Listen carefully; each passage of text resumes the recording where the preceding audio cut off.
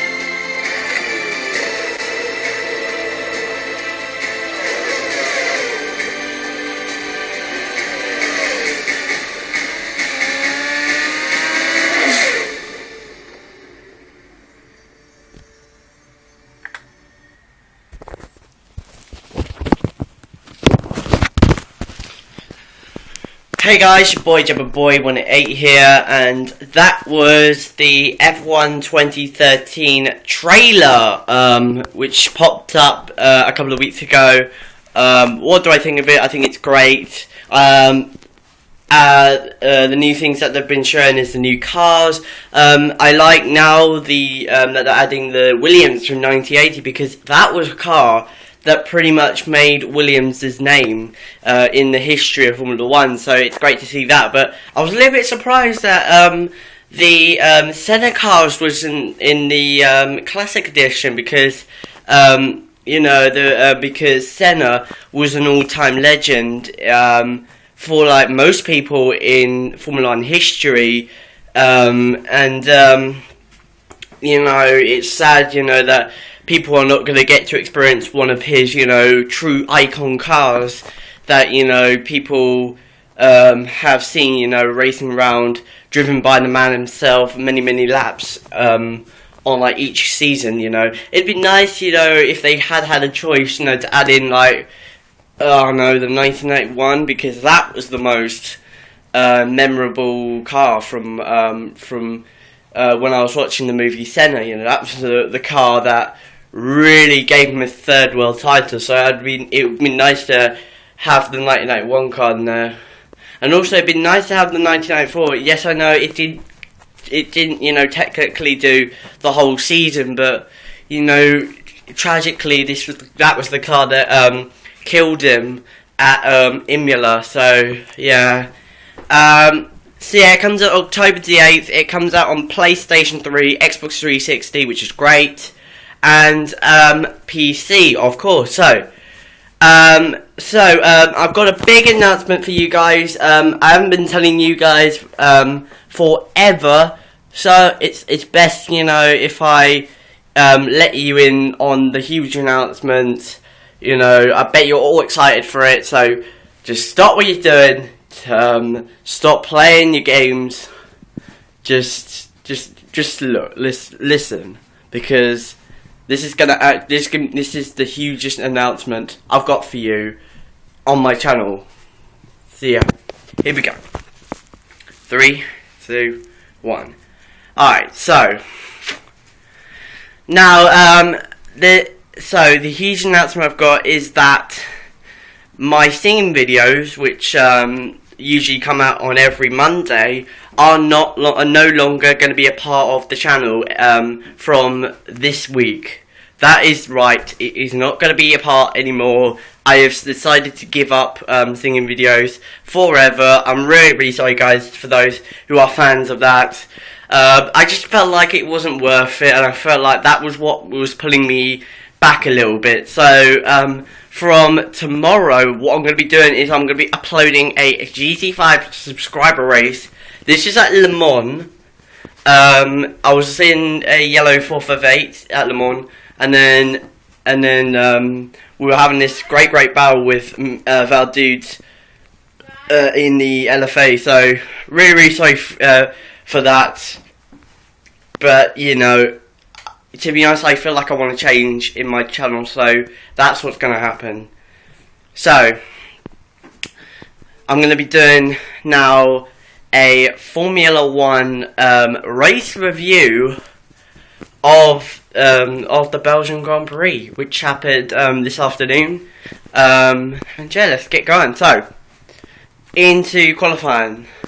So, in Q1, very wet conditions, very damp. A lot of drivers at the start using the intermediate tyres, but then at the end of the session, the surprise, Chilton, Bianchi, Van der Garde all managed to get themselves up into Q2 by taking the slick tyres when the last sector, last corner was very damp, and great choice by Van der Garde, Chilton, and Bianchi, and also the other the other new teams that took the slick tyres, because the tracks just looked like it. I really didn't think nobody was going to go out on a set of slick tyres, because the track was too wet. I felt like if they do it, it's just not going to pay off. They're going to lose so much time in the final corner. But surprise, they did it, and I'm so proud for them. To have Van der Garde to get into Q2 for the second time this season. Great result for him there. I think the team have got to be proud of that, because they weren't expecting something like that. And great result by Van der Garde. Great result by Bianchi and Chilton, who got themselves into Q2 for the first time as well. So great job by the Marussias there. So moving on from that into Q2, it started to be a bone dry session now, and loads of drivers going out setting the times, and obviously at the end of Q2, the 3 cars that made it into out of Q1 made it into Q2 were out of Q2. And just the usual runners made it into Q2. So into Q3, it started to get wet, and it started really going for it. And surprise, Di Resta was the first car to complete a lap time just before the heavens opened, and I really thought it was pole position. I thought, like, alright, done, that's it, the rest on pole. Alright, okay. And then Rosberg on the final couple of minutes, getting within 0.5 of him, in a damp, in almost heavy rain conditions, It was unbelievable what Rosberg had done. Bear in mind, he had got on pole in those conditions before, so he knew how to do it. So really good job by him. I think Rosberg has really improved from 2012 and 2011, because because when he's had a bad car, he's not really been up there. He's not been right up there in the mix end, and last year in 2012 he did get a couple of he did get a pole and all that, but then later on, you may remember later on in the year, the car started to get bad, and that's when Rosberg didn't really get to where he would want, to where he wanted. And then in the end, Lewis Hamilton, surprise, got pole position for the 31st time in his career. Great job by Lewis there. I mean, just a flawless lap, no mistakes whatsoever. And this kid can't stop getting poles. He's just becoming a new Vettel, but the Vettel that I want to see more often. You know, because Hamilton's had a really, really difficult time. He's not been able to, you know, to really express his winning feelings. And it's great to see him, you know, right up there, doing it more often. And yeah, so really, really good job by him, and great for him to pass Juan Fangio in the all-time list of pole positions. So yeah, so moving on to the race. This is the big one. So at the start of the race, just before the start of the race, basically what happened was I posted this on Facebook. Of the aftermath, and it was basically some Greenpeace.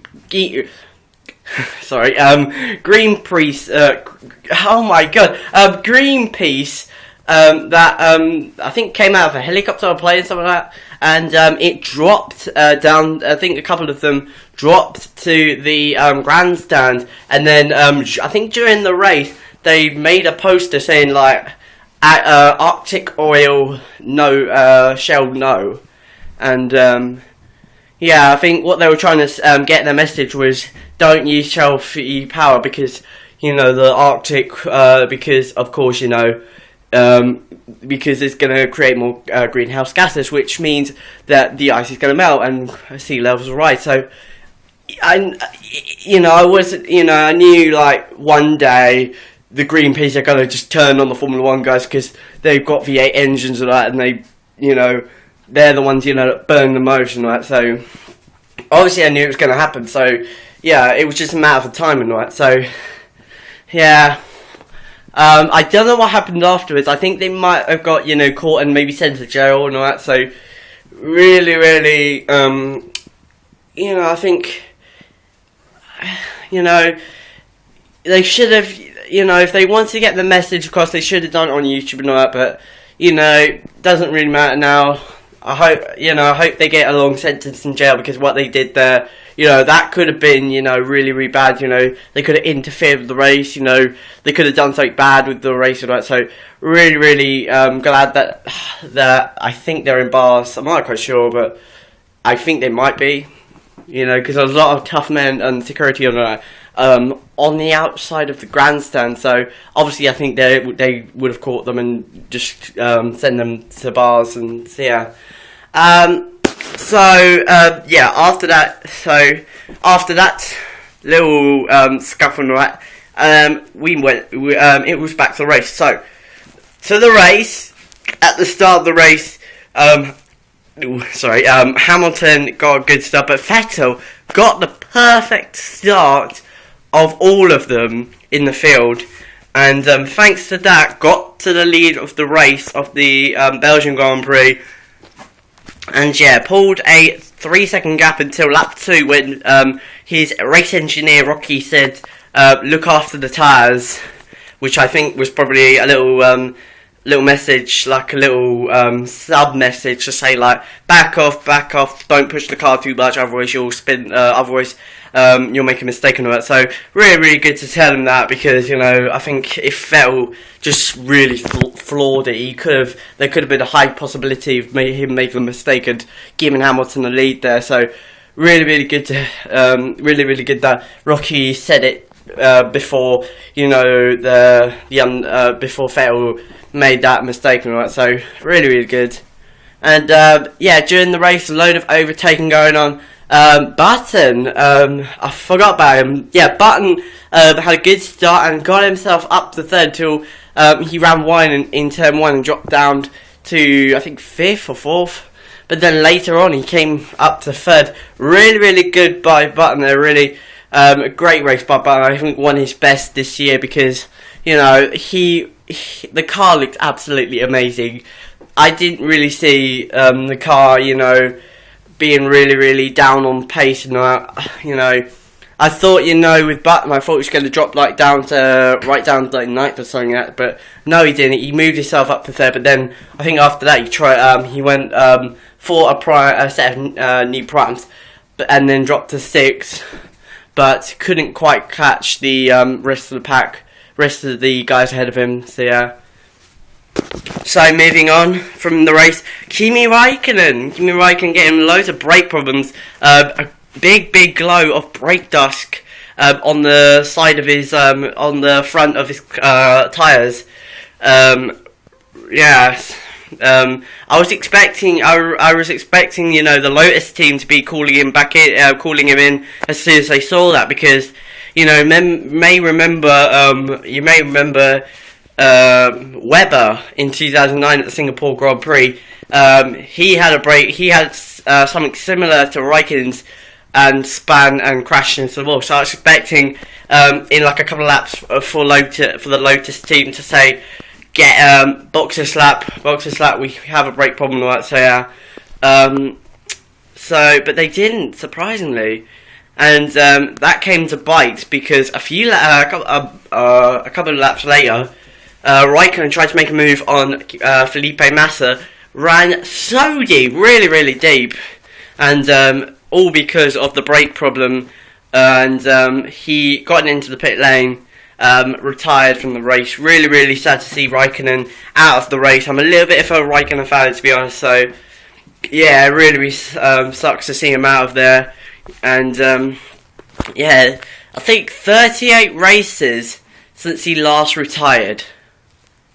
38 races. I think some people, I think they get 8 races between each retirement. For Raikkonen, I think it's 38.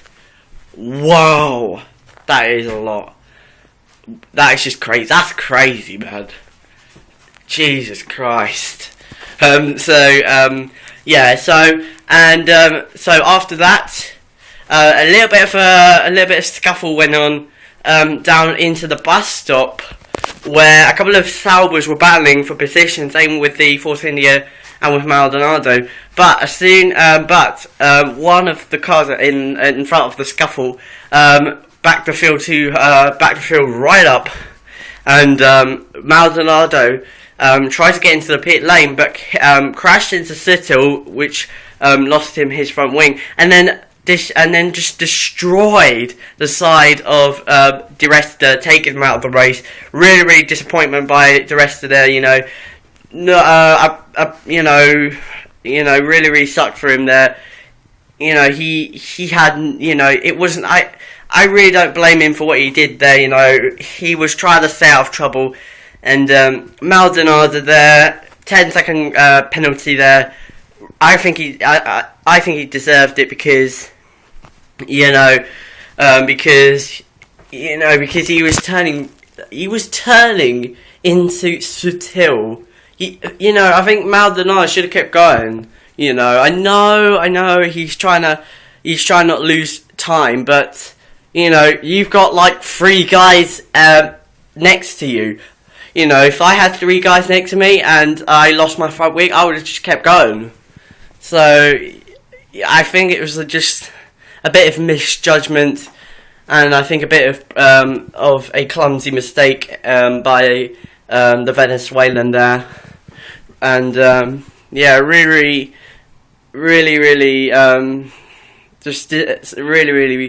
unlucky for the rest of there.